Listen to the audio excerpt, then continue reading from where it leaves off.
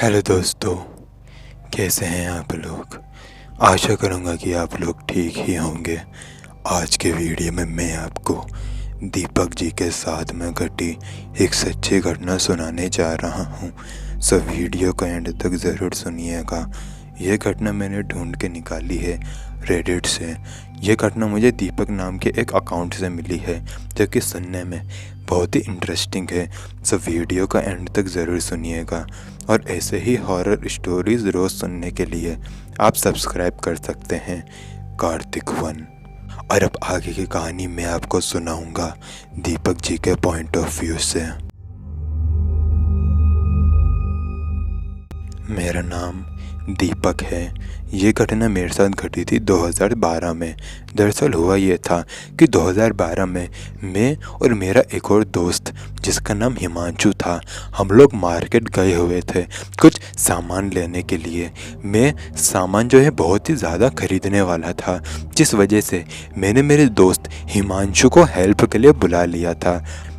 Market में जो भी हमें ख़रीदना था वो हमने ख़रीद लिया और ये करते करते हमें बहुत ही रात हो चुकी थी। रात के 11:30 हो चुके थे।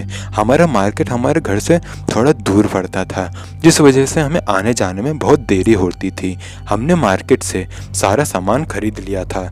अब हमें सिर्फ़ और सिर्फ घर ही जाना था। और जब हम घर जा रहे थे तो हिमांशु ने मुझे कहा कि हम जिस रास्ते से आए हैं, अगर हम उस रास्ते से जाएंगे तो हमें करीबन आधा घंटा लग जाएगा घर पहुंचने में। तो मैंने कहा तो क्या हो गया, हमें जाना तो इसी रास्ते से पड़ेगा और कोई रास्ता भी तो नहीं है।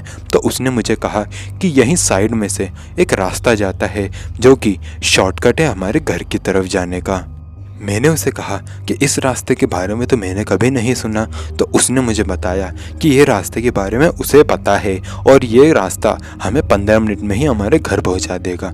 तो मैंने कहा कि ये तो अच्छी बात है, चलो हम उसी रास्ते से चलते हैं। उसके बाद मैंने मेरी बाइक चालू की और हम उसी रास्ते पर निकल गए। हिमांशु मुझे उस रास्ते का डायरेक्शन बताए जा रहा था और मैं उस रास्ते पे चलते जा रहा था।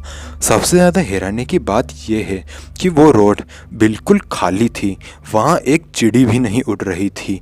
ऐसा कैसे हो सकता था मुझे समझ नहीं आया, लेकिन मैंने इस बात पर ध्यान नहीं दिया और अपने बाइक में चलाता रहा। बाइक में जो है मैं नॉर्मल स्पीड पर ही चलाता हूँ और उस दिन भी मैं नॉर्मल स्पीड पर ही अपनी बाइक चला रहा था। हिमांशु ने मुझे कहा भी कि मैं बाइक तेज़ चलाऊं, रोड बिल्कुल खाली है, लेकिन मैंने उससे कहा कि नहीं, मैं बाइक तेज़ नहीं चलाऊंगा।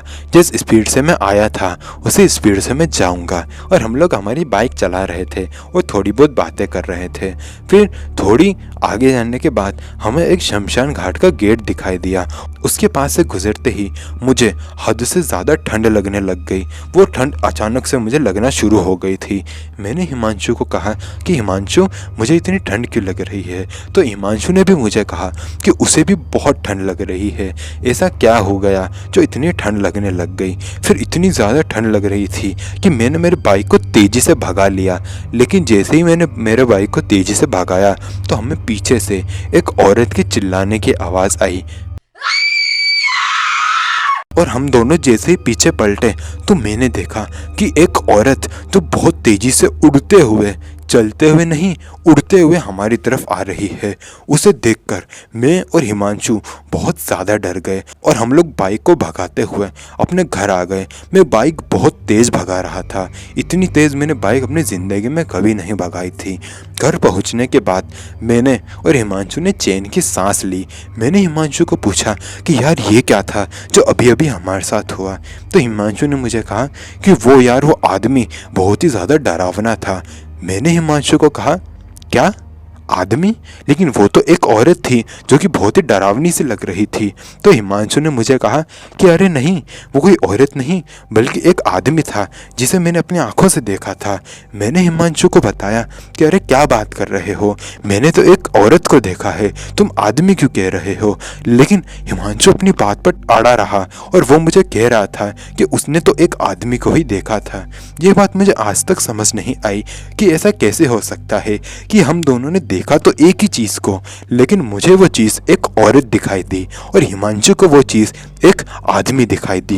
ये घटना मैं आज तक समझ नहीं पाया, और चूंकि ये घटना बहुत ही इंटरेस्टिंग है तो ये बात मैंने मेरे घर पे भी बताई, लेकिन घर वालों ने मुझे कहा कि आज के बाद कभी भी इतनी रात को मैं उस जगह पर नहीं जाऊंगा। मेरे घर वाले उस जगह के बारे में अच्छे से जानते थे, लेकिन उन्होंने मुझे इसके बारे में कुछ भी नहीं बताया। हिमांशु मुझे आज भी कहता है कि वो एक औरत नहीं बल्कि एक आदमी था, लेकिन मुझे लगता है कि शायद वो एक औरत ही थी। लेकिन ये सब हमारे साथ क्या हुआ मुझे आज तक समझ नहीं आया, और ना ही मैं आज के बाद कभी ऐसा कोई एक्सपीरियंस करना चाहूँगा।